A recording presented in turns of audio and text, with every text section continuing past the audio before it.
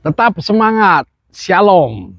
Saat ini saya mau membagikan yaitu Yohanes 6 ayat 1 sampai 15. Panjang lagi. Enggak apa-apa, tetapi intinya kita dapatkan. Kita bacakan satu persatu ya. Sesudah itu Yesus berangkat ke seberang Danau Galilea. Ini sesudah peristiwa Yohanes Pembaptis, yaitu Danau Tiberias. Orang banyak berbondong-bondong mengikuti dia. Jadi banyak orang mengikuti dia karena mereka melihat mujizat-mujizat penyembuhan. Tuhan kemanapun bergerak selalu ada mujizat yang diadakannya terhadap orang-orang sakit. Dan Yesus naik ke atas gunung dan duduk di situ dengan murid-muridnya. Dan Paskah, hari raya orang Yahudi, sudah dekat. Ketika Yesus memandang sekelilingnya dan melihat bahwa orang banyak berbondong-bondong datang kepadanya, berkatalah ia kepada Filipus, "Di manakah kita akan membeli roti supaya mereka dapat makan?" Hal ini dikatakannya untuk mencobai dia, untuk mencobai Filipus, sebab ia tahu apa yang hendak dilakukannya. Apapun pertanyaannya, apapun yang Tuhan tanyakan, sebetulnya itu kadang untuk menguji kita. Jawab Filipus kepadanya, "Roti seharga 200 dinar tidak akan cukup untuk mereka, sekalipun masing-masing mendapat sepotong roti kecil saja."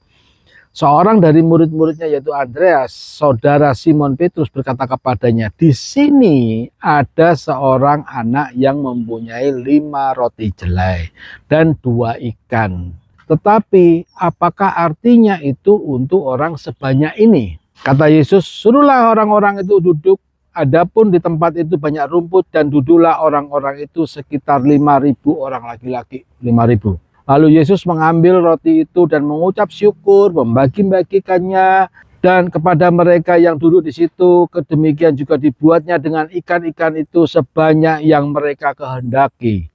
Dan setelah mereka kenyang, ia berkata kepada murid-muridnya, "Kumpulkanlah potongan-potongan yang lebih supaya tidak ada yang terbuang." Maka mereka pun mengumpulkan dan mengisi 12 bakul penuh dengan potongan-potongan dari kelima roti jelai yang lebih setelah orang makan.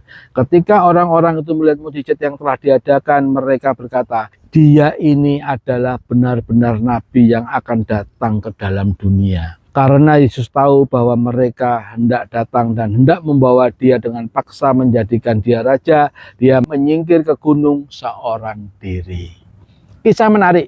Suatu ketika Yesus sedang dalam perjalanan dan dia diikuti oleh banyak orang. Karena hatinya nggak tega, maka dia mulai mengajar. Pada saat dia mengajar, sampai hari petang orang-orang tidak ada yang bergerak karena mereka begitu terpaku, begitu terpana melihat pelayanan Tuhan Yesus sehingga mereka di situ sampai berlama-lama. Kemudian Tuhan Yesus ngomong sama salah satu muridnya, "Gimana cara kasih makan mereka?" 200 dinar nggak cukup. Mungkin 200 dinar itu adalah uang kas mereka saat itu. Terus Filipus bilang, "Suruh mereka pulang."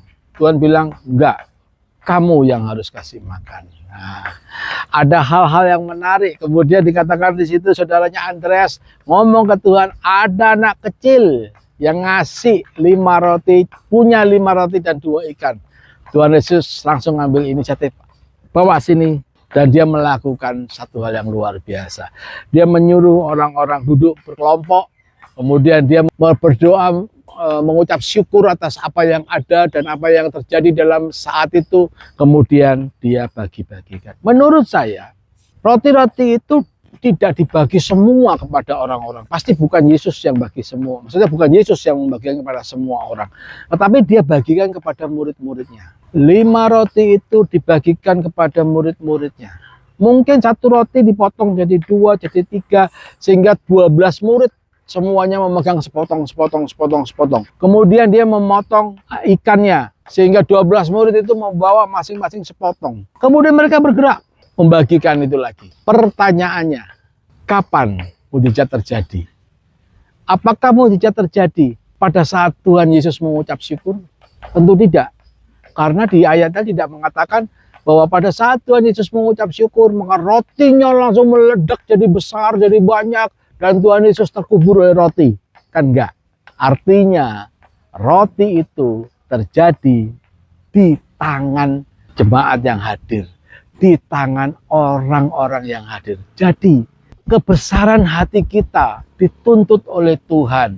Kemampuan kita berbagi dituntut oleh Tuhan. Pada saat para rasul atau murid-murid Tuhan Yesus membagikan roti itu kepada yang hadir, 5.000 orang berkelompok ya.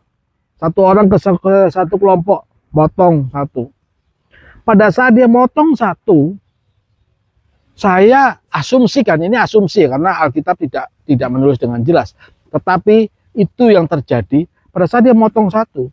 Maka yang diterima oleh orang ini adalah potongan yang lebih besar. Jadi kalau para rasul itu, para murid memotong segini jadi 2, maka yang diterima bukan separuh ini, mungkin balik utuh lagi. Diterima oleh mereka. Mereka yang menerima pertama kali juga ragu. Ini gua makan sendiri nggak cukup, apalagi gua bagi. Tetapi mereka taat. Mereka potong lagi, mereka bagi lagi. Mereka potong lagi, mereka bagi lagi. Ternyata begitu mereka potong, mereka bagi, ternyata sekelompok itu dengan satu potong dari para murid bisa semuanya makan. Artinya apa? Kita harus berbagi. Apapun keadaan kita, mari kita berbagi. Kalau Bapak Ibu ingin menerima mujizat, lakukan seperti mereka membagi 5 roti 2 ikan. Karena mujizat memang diucapkan syukur sama Tuhan Yesus, tapi terjadi pelipat gandaannya bukan di tangan Tuhan Yesus. Pelipat gandaan itu terjadi pada saat rakyat yang hadir saat itu nerima makanan potongan roti dari para rasul dan dibagi lagi dan dibagi lagi dan dibagi lagi dan dibagi lagi sampai di satu lingkaran gini itu tidak habis. Buktinya apa? Buktinya pada saat dikumpulkan sisanya masih ada 12 bakul. Ada sekelompok orang ngomong, ini Kristen, bukan Kristen progresif, tapi Kristen, saya lupa ada satu lagi. Itu ngomong, itu karena orang-orang Yahudi itu pelit sehingga mereka menyembunyikan makanannya. Bagaimana bisa pelit kalau pada endingnya ada sisa 12 bakul? Kalau mereka bawa roti, tentu mereka sudah makan. Tetapi mereka nggak makan, mereka nunggu sampai kejadian itu. Maka mujizat itu terjadi. Hal yang kedua tidak kalah penting. Seandainya anak kecil itu tidak memberikan apa yang dia punya, apakah mujizat terjadi? Tidak terjadi juga. Jadi apapun yang ada di tangan kita, apa yang menjadi hak dari Tuhan, lakukanlah itu. Kalau Anda harus memberi, berilah itu. Maka pada saat Anda memberi, jangan berpikir, cuman sedikit. Saya hanya bisa memberi sekian Tuhan, karena duit saya nggak ada. Ingat janda miskin yang memberikan duit sumbangannya itu, Tuhan bilang, dia memberi lebih banyak daripada orang lain. Karena janda itu memberi dari kekurangannya, sedangkan orang lain memberi dari kelebihannya. Jadi bukan nominal yang dibilang Tuhan, tetapi seberapa dibandingkan apa yang kamu punya. Janda itu boleh dikatakan dia memberikan semuanya. Karena itu nafkah dia sehari. Artinya duit dia sehari, cukup untuk makan sehari. Itu diberikan semua ke bait Allah. Jadi Tuhan menghargai ibu itu. Jadi berapa besar pemberian kita, semuanya bukan tergantung nominalnya. Mungkin 5.000 atau 10.000 itu lebih besar daripada 100.000. Kalau keadaan kita memang sedang nggak punya duit. Sedangkan 100.000 duitnya mungkin miliaran. Kalau ngasih persembahan 100.000 itu kucing bisa ketawa. Saya tidak ngomongkan soal teologi kemakmuran, tetapi Tuhan punya aturan demikian. Kalau kita mau melihat mujizat keuangan, lakukan persembahan keuangan, lakukan hal-hal mengenai keuangan. Kalau mau menerima mujizat kesembuhan, lakukan hal-hal tentang kesembuhan. Jadi semua ada aturannya. Pada saat ini yang kita bicarakan adalah persembahan mengenai berkat yang khusus berupa uang. Demikian firman Tuhan, supaya kita semuanya diberkati sehingga kita boleh menjadi berkat. Satu hal, saya kesaksian. Kemarin saya doakan orang. Orang itu ngomong kepada saya waktu dia berdoa, saya melihat Bapak ini sedang ibadah. Kemudian ada kantong kolektor lewat, Bapak cuma melihat, nggak ngisi. Tuhan ingatkan, kalau Bapak tidak mau ngisi kantong kolektor itu, maka berkat juga berhenti. Sejak itu saya lakukan lagi pemberian-pemberian. Walaupun ngotot nih pemberian itu. Bukan karena saya ingin kaya, tapi saya ingin diberkati. Jadi firman, berilah maka engkau akan diberi, itu benar. Saya sedang tidak ngomong soal kemakmuran, tapi saya ngomong soal aliran berkat.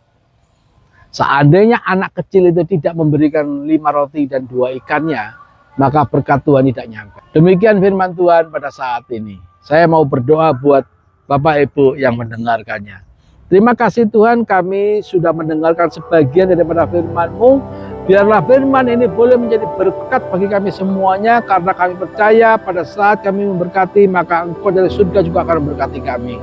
Engkau lihat tangan-tangan yang sedang memberi ya Tuhan, Engkau yang memberkati mereka yang memberkati ya Tuhan. Karena kami percaya pada saat mereka memberkati, Engkau dari surga juga memberkati mereka. Terima kasih Tuhan, kasih-Mu luar biasa.